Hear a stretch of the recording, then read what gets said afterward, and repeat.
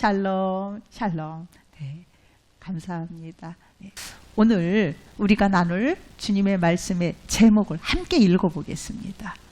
하나님께서 맹세하신 복에 이르는 비결. 아멘. 저희가 중국에서 목회를 할 때요, 사업차 오시는 분들이 참 많았었습니다.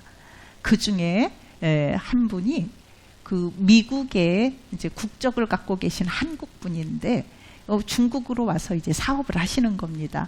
그분이 이제 같이 말씀을 나누는데, 목사님, 저는요, 제가 제일 좋아하는 평생에 붙잡고 사는 말씀이 있어요. 그러시는 거예요. 근데 그분이 하신 말씀이 뭐냐면, 오늘 본문 중에 있었던 말씀 중에 14절 말씀에 보면, 내가 반드시 너에게 복주고 복주며 너를 번성하게 하고 번성하게 하리라. 이 말씀을 가장 좋아한다고 하시면서 이렇게 사업을 이렇게 하시는 분이 계셨었습니다. 여러분, 우리는 모두 다 복 좋아하지요. 그리고 오늘 이 말씀처럼 하나님께서 이것도 맹세를 하시면서 내가 너희에게 복을 주고 복을 준다, 너희에게 번성케 하고 번성케 하리라 하시는 이 말씀이 정말 나의 말씀이 되기를 우리는 바라고 있습니다. 이 말씀 가운데 우리가 또한 주목해야 될 중요한 단어가 나오는데 바로 맹세라고 하는 단어입니다. 이 맹세는 자신보다 훨씬 더 큰 존재에게 의지하여서 하는 약속이지요. 구약 성경에서는요, 그래서 오직 맹세는 하나님의 이름으로만 하라고 하였습니다.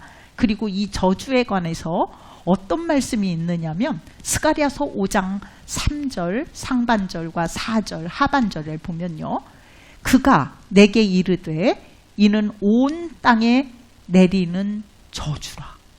내 이름을 가리켜 망령되이 맹세하는 자의 집에도 들어가서 그의 집에 머무르며 그 집을 나무와 돌과 아울러 사르리라 하셨느니라 하니라. 아멘. 하나님의 이름으로 맹세를 하고 지키지 않는 자들에 대해서 이걸 망령되이 맹세하는 자라고 하였거든요. 근데 그 사람들 집에 뭐가 들어간대요? 저주가 들어가서 그들을, 그 집을 온전히 살라버린다. 이 맹세에 관해서 굉장히 무섭게 말씀을 하십니다. 그래서 또 마태복음에 보면요, 5장 33절 상반절에 또 옛사람에게 말한 바 헛맹세를 하지 말고 내 맹세한 것을 주께 지키라 하였습니다.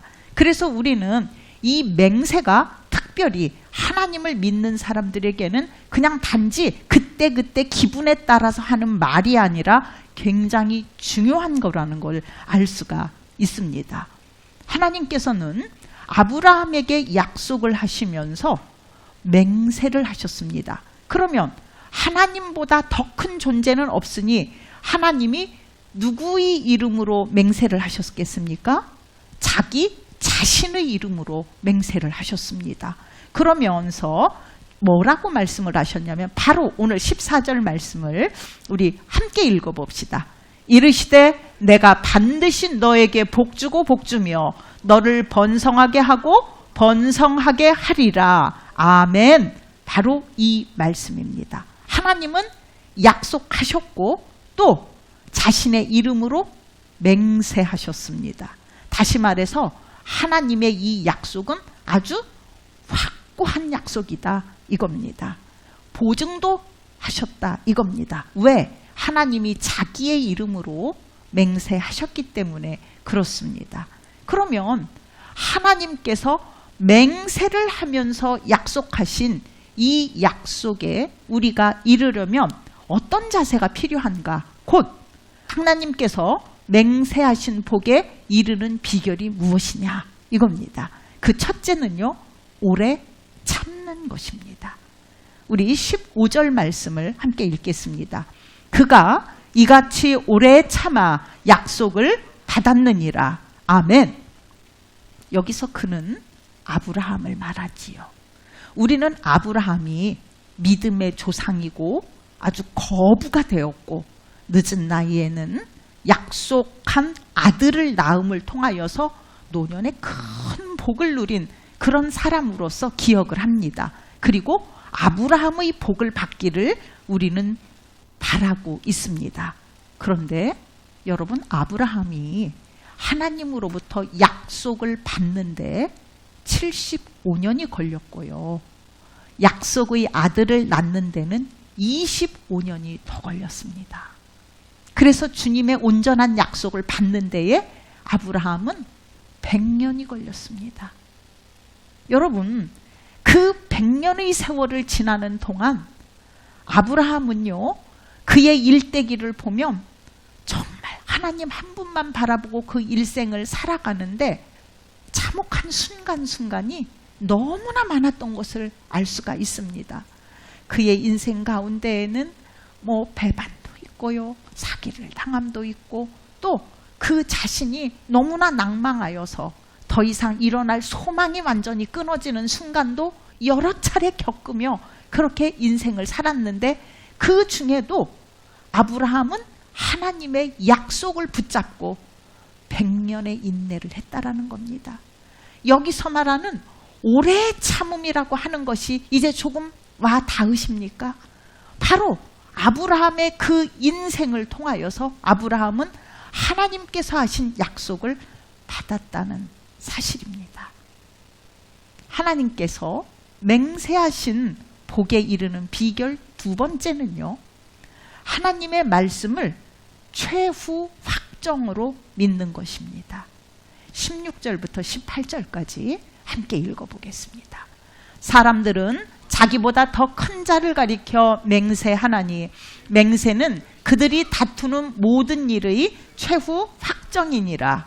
하나님은 약속을 기업으로 받는 자들에게 그 뜻이 변하지 아니함을 충분히 나타내시려고 그 일을 맹세로 보증하셨나니, 이는 하나님이 거짓말을 하실 수 없는 이 두 가지 변하지 못할 사실로 말미암아 앞에 있는 소망을 얻으려고 피난처를 찾은 우리에게 큰 안위를 받게 하려 하심이라. 아멘. 아멘. 최후 확정이라고 하는 것은요, 더 이상 왈가왈부하지 않는 것입니다. 그것은 더 이상의 변함도 없고 그대로 시행만 남는 것을 말을 합니다. 그러면 우리에게요, 무엇이 최후 확정으로 되어야 하느냐? 그것은 바로 하나님이 맹세하신 복이 최후 확정이어야 된다 이겁니다. 그러면 우리는 그 하나님의 말씀을 최후 확정으로 받아들일 수 있는 근거가 뭐냐 이거죠. 그것은 바로요, 하나님이 복의 근원이시고 그리고 복을 주는 것은 하나님의 주권이기 때문입니다. 그래서 우리는 하나님의 맹세하신 말씀이 최후 확정인 것입니다. 그러면 하나님은 어떤 분이시냐? 우리는 하나님의 어떤 성품에 근거하여서 우리는 그 하나님의 말씀을 최후 확정으로 받아들이느냐 이것이죠. 두 가지가 있습니다. 하나님은 그 뜻이 변하지 않는다는 것입니다. 그러면 하나님께서 아브라함에게 맹세하며 약속하셨던 내가 너에게 복을 주고 복을 주며 번성케 하고 번성하게 하리라 하신 이 말씀은 변한다 안 변한다? 안 변한다 이겁니다. 두 번째는 하나님은 거짓말을 하실 수 없는 분이다 이겁니다. 그러면 그분은 하신 말씀은 그대로 참이다라는 것을 알 수 있지요. 그래서 우리는 그 말씀을 최후 확정으로 받아들입니다. 우리가 하나님이 복의 근원이신 것을 알며 이제 마지막으로 중요한 하나님께서 맹세하신 복에 이르는 비결 세 번째입니다. 하나님의 맹세에 우리 영혼의 닻을 내리는 것입니다. 여러분, 우리는요, 인생 가운데 우리 인생의 닻을 어디에 내리느냐에 따라 그 인생의 내용이 결정됩니다. 우리 19절 말씀 먼저 함께 읽어보겠습니다. 우리가 이 소망을 가지고 있는 것은 영혼의 닷 같아서 튼튼하고 견고하여 휘장 안에 들어가나니. 아멘. 인생의 안정감과 또 영혼의 평안은요, 그 사람의 인생의 닻을 어디에 내리고 있느냐로 결정이 됩니다. 여러분 자신의 영혼의 닻을 어디에 계십니까? 많은 사람이요, 자신의 영혼의 닻을 물질에 내리고 있고 또 명예에 내리고 철학 혹은 과학에 내립니다. 그러면서 사람들은 무엇도 아느냐면요, 물질과 명예의 덫이 참 덧없다는 것도 알고 있습니다. 그리고 철학과 과학이 우리 영혼에 안식을 줄 수 없음도 알고 있습니다. 우리 영혼의 안식과 하늘에 이어지는 소망은 오직 예수 그리스도이십니다. 우리는 예수를 떠나서 살아보겠다고 분주했던 때가 있습니다. 우리는 그때를 돌이키며 주님 앞에서 그때를 온전히 회개함도 필요합니다. 이제 여러분은 주님 앞에 계십니다. 이제 주님 앞에서 내 영혼을 향하여서 우리는 명확하게 주의 맹세하신 복에 내 영혼의 닻을 내려야 합니다. 여러분, 우리가 누군가에게 은혜를 입기 위해서는 그 사람을 직접 만나야 되지요. 그렇습니까? 안 그렇습니까? 직접 만나야 됩니다. 그러면 하나님께서 맹세하신 복을 우리가 받기 위해서는 누구를 만나야겠습니까? 하나님을 만나야 되지요. 여러분, 우리가 알아야 될 게 있습니다. 우리 안에 있는 죄가요, 하나님을 만날 수 없도록 큰 담을 가지고 있다라는 겁니다. 이것이 바로 뭐냐면, 이전에 성소에는 휘장이라고 하는 것이 있었습니다. 그 휘장을 중심으로 하나님이 계시는, 임재하시는 지성소가 있고, 그 여기까지 우리는 사람이 들어갈 수밖에 없었습니다. 그러면 하나님을 만날 수가 없지요? 이 뭐 때문에? 휘장 때문에. 그러면 대제사장만 한 사람만 들어가고, 그 대제사장도 용서받지 못한 죄가 있으면 그 자리에서 죽어 나왔습니다. 하나님께는 죄 있는 사람은 만날 수가 없습니다. 그러면 하나님이 맹세하여 복을 준다고 약속하셨어도 죄가 있는 영혼은 복을 받을 수가 없는 것입니다. 왜? 하나님을 만날 수가 없기 때문에. 그러면 우리는 그 하나님을 만나는 방법이 무엇이냐? 예수 그리스도께서 십자가에서 우리의 죄를 위하여 죽으실 때 이 성소의 휘장이 찢어짐을 통하여 우리는 이 지성소로 들어가 하나님을 만날 수 있게 되었다는 것입니다. 여러분, 우리가 예수 그리스도를 믿는 게 왜 중요하냐? 우리는 예수 그리스도를 통하여서 나의 죄 사함을 온전히 확증할 때에 내가 누구를 만날 수가 있어요? 그제서야 내가 하나님을 만날 수 있기 때문에 우리는 예수 그리스도를 반드시 믿어야 하고, 그 예수 그리스도에게 내 영혼의 닻을 내려야 합니다.